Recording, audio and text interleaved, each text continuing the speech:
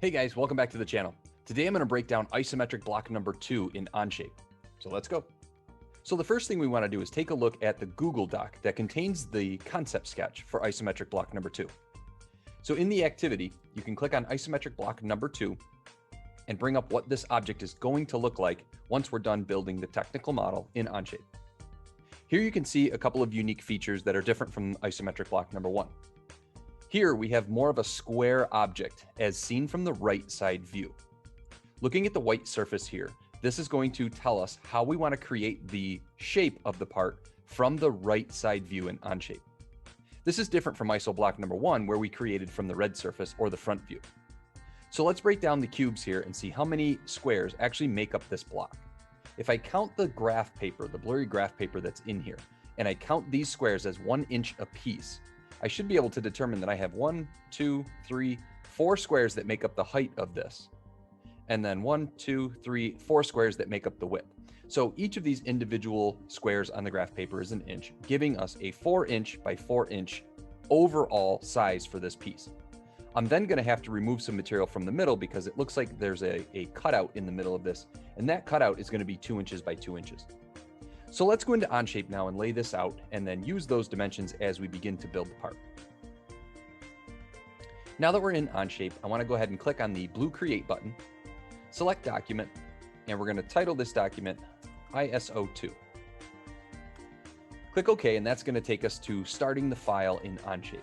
The first thing we're going to have to do is establish a sketch plane on the right side plane. As I said, this is the view where we see the white surface the best.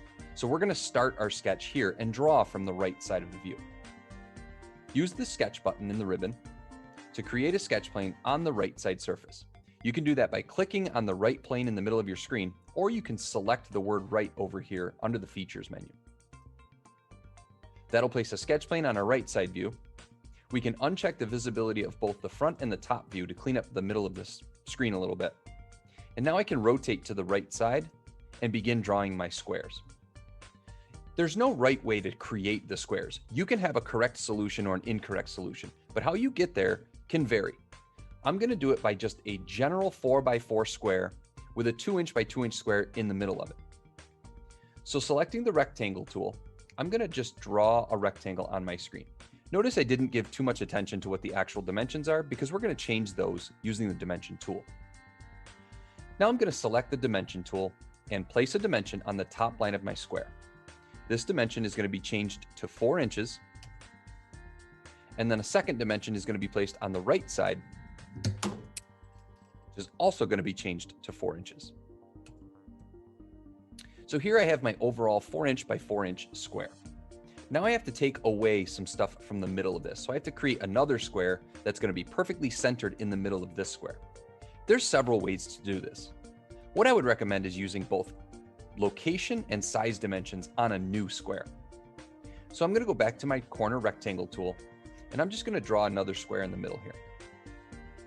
Now I'm going to use the dimension tool to make this center square 2 inches in height and 2 inches in width. Though this looks like it's probably pretty close, it's not accurate. So what we want to do now is locate this square in the center of the outer square. We can do this by placing a location dimension from the left side of our inner square out to the left edge of our outer square. Simply clicking on those two lines consecutively will give you a dimension in between that space. If the middle square is 2 inches and the outer square is 4 inches, that tells me that I should have a 1 inch gap all the way around the inner square. So I'm going to change this dimension to 1 and then place a second dimension from the bottom line of the inner square to the bottom line of the outer square. This is also going to be given a value of 1. I won't have to repeat this any more times because the objects are square, therefore 2 sides being dimensioned are going to make the other 2 sides equal. Now we're in a good spot to be able to finish this sketch and then create the extrusion. So I'm going to click the green check mark on my Sketch 1 menu. I'm going to switch to my extrude feature in the ribbon, and then I'm going to select the inner profile, the material I want to turn 3D or add depth to. I'm not going to click the inside circle because that's the part that's going to remain hollow. So as I rotate around using my small cube to the isometric view, I should see that this now should look exactly like it does in my isometric block document. Now I see that this is a good representation of what I have in my Onshape file. The depth of the object is set to 1 inch. And if I check back in my Google Doc, I can see that the depth of this object here is also exactly 1 inch. So this part is finished.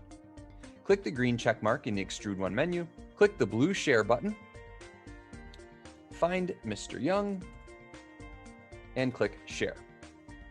That's it for this video, guys. I hope you enjoyed it. Stay tuned for more of these. Don't forget to hit that like button and subscribe because there'll be videos that help you get through each of these isometric blocks. Thanks for watching.